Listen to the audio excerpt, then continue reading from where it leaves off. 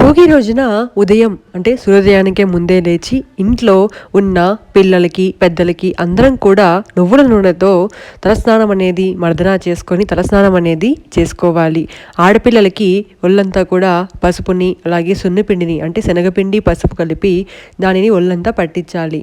మగపిల్లలకైతే కేవలం నువ్వుల నూనెతో మాత్రమే ఒళ్ళంతా మర్దనా చేసి ఆ తర్వాత బొట్టును పెట్టి వారికి భోగి స్నానం అనేది చేయించాలి. అంటే నీళ్ళల్లో కొద్దిగా కళ్ళ ఉప్పుని, అక్షింతలు అలాగే కొద్దిగా పువ్వుల రెక్కలు అనేది వేసి వాళ్ళకి స్నానం చేయించాలి. ఆ తర్వాత ఆ రోజు సాయంత్రం సూర్యాస్తమయం ముందు కంటే తూర్పు దిక్కుగా కూర్చోపెట్టి పిల్లలకి భోగి పళ్ళు అనేవి పోయాలి.